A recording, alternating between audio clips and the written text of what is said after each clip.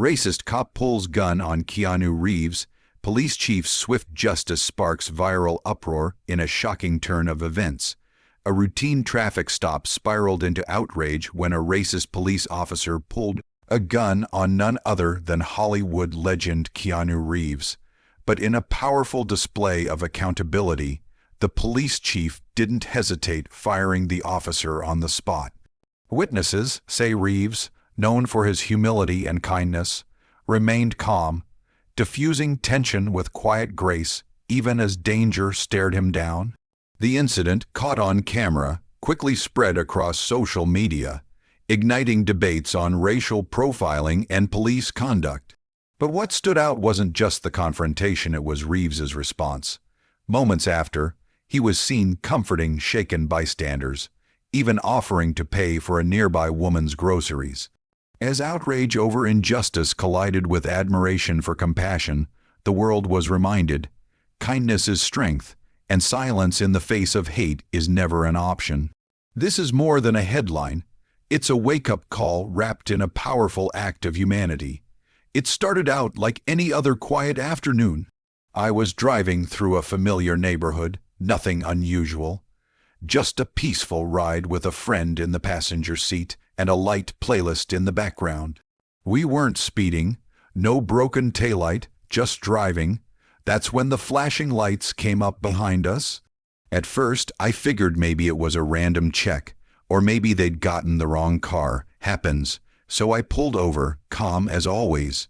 But the vibe shifted fast. The officer stepped out, hand already resting a little too comfortably on his holster.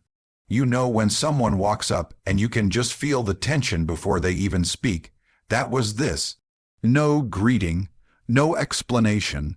He didn't ask for a license or registration. His eyes went straight to my passenger who, let me be clear, had done absolutely nothing wrong. And his tone from the first word was aggressive, accusatory, loaded. Before I could even get a full sentence out, the officer pulled his gun. Just like that. Right there in broad daylight. No threat, no warning. Just fear, power, and a target. In that moment, everything slows down. You don't think about who you are or what you're known for. You think about the people around you. You think about what could happen if you moved too fast or not fast enough. My passenger froze. I kept my hands where he could see them. I spoke slowly, clearly, no sudden movements. Not because I was scared of him, but because I knew he was scared for all the wrong reasons. People nearby started to notice. A couple came out from a coffee shop across the street.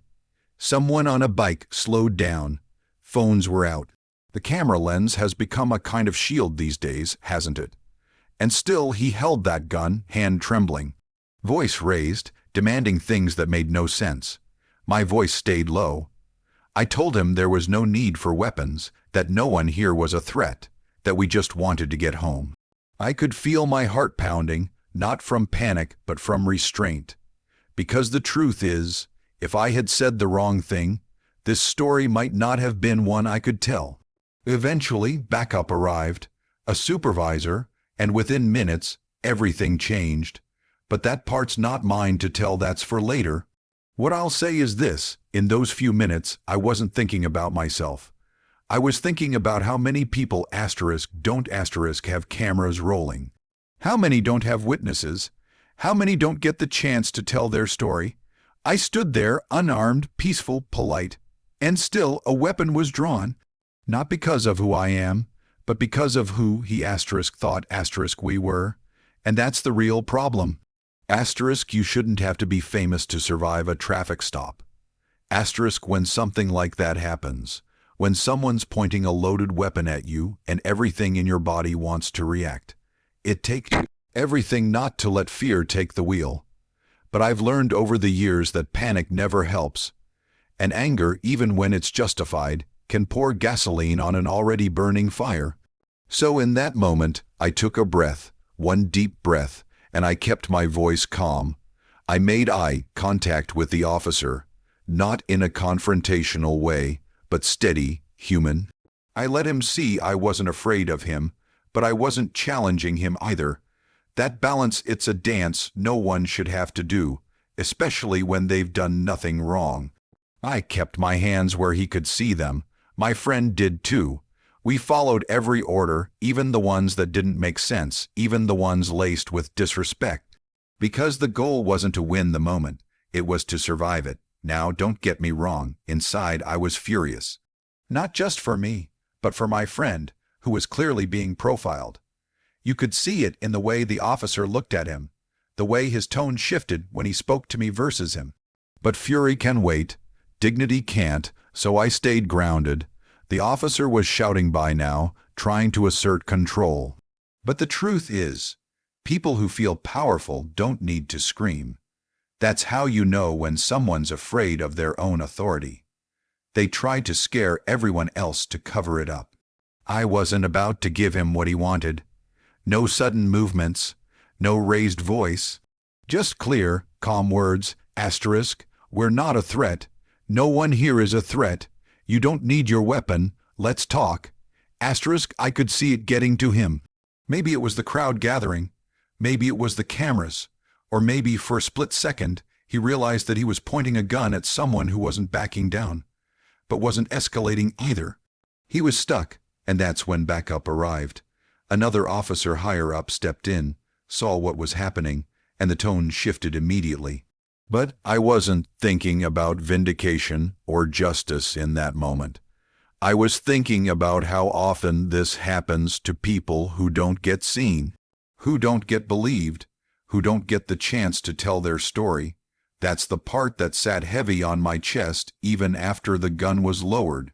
Afterward, people came up and said, asterisk, you handled that with such grace, asterisk, but I don't think it was grace.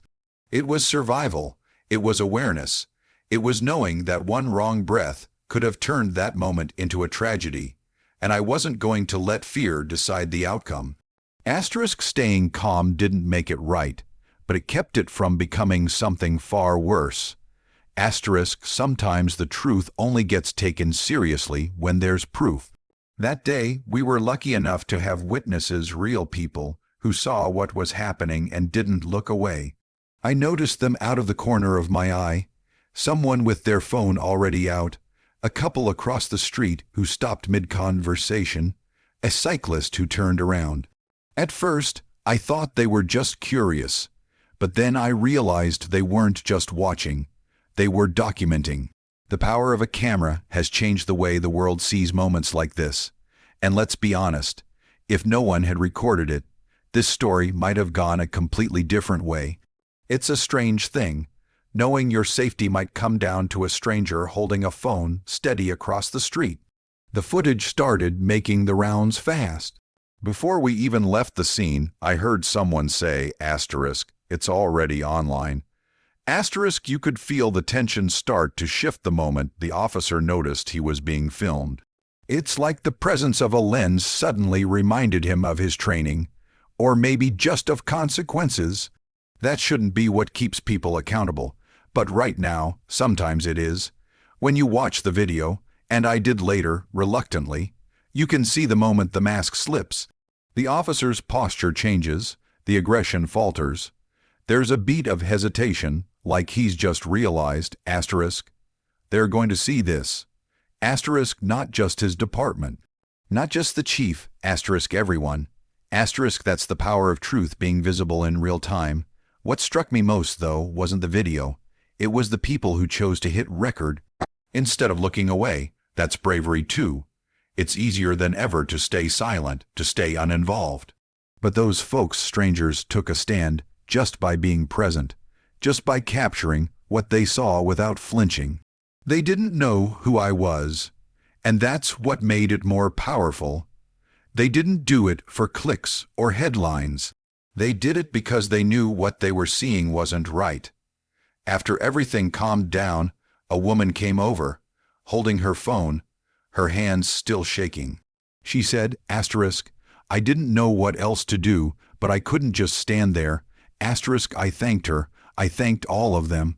Because in that moment, they didn't just film an incident, they made sure the truth had backup. And that's what we need more of. Not just cameras, but courage. People willing to speak up, record, share, protect, not for fame, but for each other. Asterisk, because when silence protects power, it's our voices, and sometimes our cameras, that protect the truth. Asterisk, it wasn't long after the backup arrived that the energy shifted completely.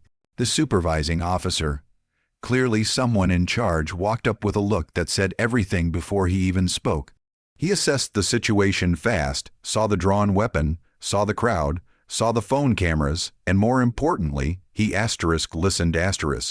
That in itself felt like a miracle. He asked a few direct questions, short, clipped. You could hear the difference in tone between how he spoke to me and how he addressed the officer who had pulled the gun. No sugarcoating, just facts, clear discomfort, and then silence, heavy silence. The officer, still holding his weapon, started trying to justify himself. You know the type, long, winded excuses dressed up as concern, but none of it made sense, not in that moment, not to anyone who was watching. The supervisor didn't entertain it. He looked around at the people gathered, the phone still raised, and he made a call on the spot. It was quiet but direct. You're done, holster your weapon, turn in your badge. Just like that. I've seen a lot in my life. On sets, in cities, in countries where power doesn't always play fair. But I've rarely seen accountability served. That fast. No cover-up, no delay, no we'll investigate. Just action. Immediate, clear, decisive. The officer didn't argue. He just stood there, stunned, like the ground had shifted under him.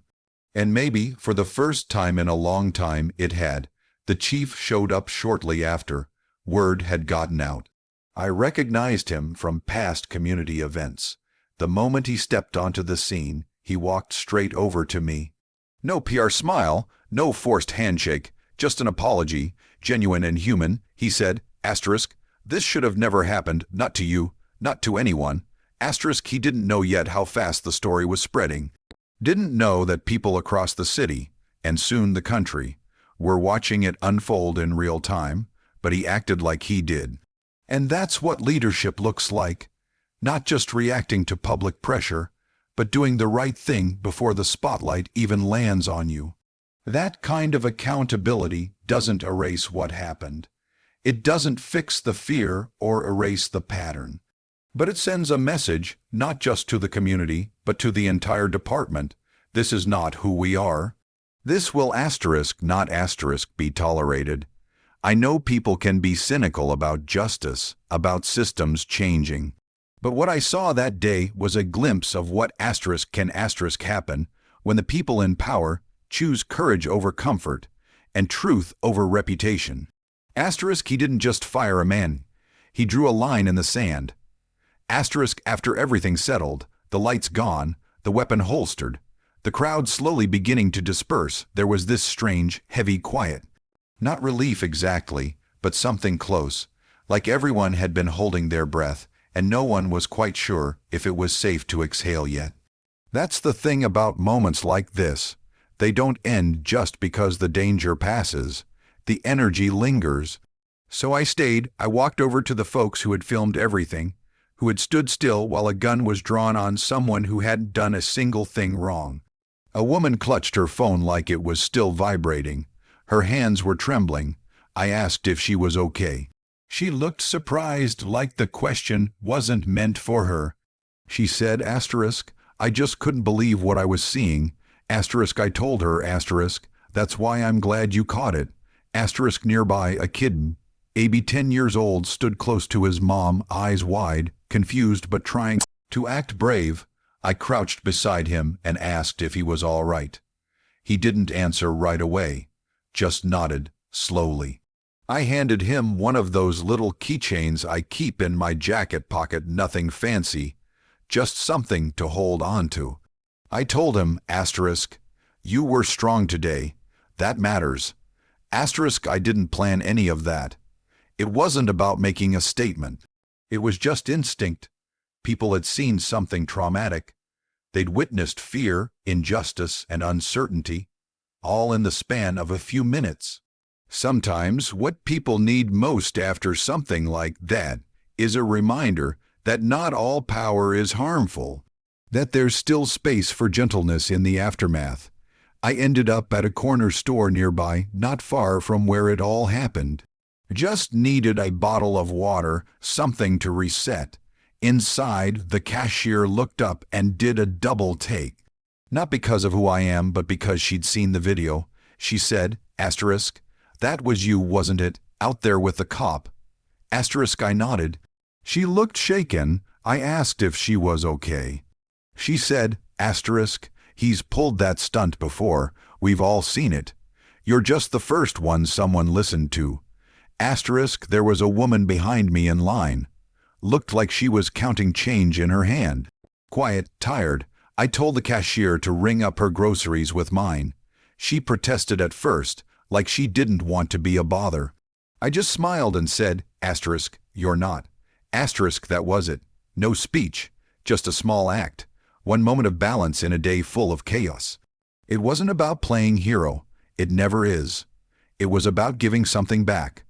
Because when the world shows you its worst, the only thing that makes sense is to respond with your best. Asterisk, kindness shouldn't feel rare, but when it does, it becomes a kind of rebellion. Asterisk, by the time I got home, the story was already everywhere. Clips from different angles, screenshots, quotes, hashtags. People were posting it before I even had a chance to process what really happened. My phone lit up like it had something urgent to say, but all I wanted was quiet. Just a few minutes of stillness. That didn't happen. Calls from friends, texts from people I hadn't heard from in years, even messages from complete strangers. Asterisk, saw the video, can't believe it. Are you okay? Asterisk, some were angry. Some were shaken. Some were just tired of seeing this story on repeat with different faces. But here's the thing. This one was getting attention not because it was rare, but because of asterisk, who asterisk it happened to. That's the part that sat heavy on me. People were shocked, outraged, emotional because they asterisk recognized me asterisk. They saw someone they'd watched on screen, someone familiar, and suddenly the reality of police overreach felt more personal. And I get that, I really do. We connect with faces we know. But it also made me think about all the people this happens to every single day who don't get headlines, whose stories don't go viral, who don't get believed. The comments flooded in, thousands of them. Some praising the police chief's swift action, others demanding more accountability across the board, and a lot of people, saying some version of asterisk, if it can happen to him, it can happen to anyone, asterisk, and that's the truth. But it's also been the truth for a long time. This just put a new spotlight on an old problem. I was glad people were paying attention, but I didn't want the conversation to stop at outrage. Outrage is loud, but it fades fast.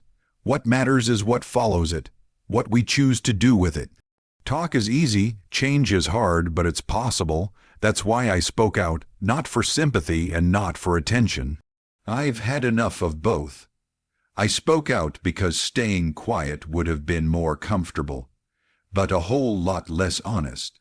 And because I know there's a kid out there somewhere who saw that video and realized for the first time, asterisk, it's not just them, asterisk, that the problem isn't them. And maybe, just maybe, they'll feel a little less invisible because of it. We have a long way to go.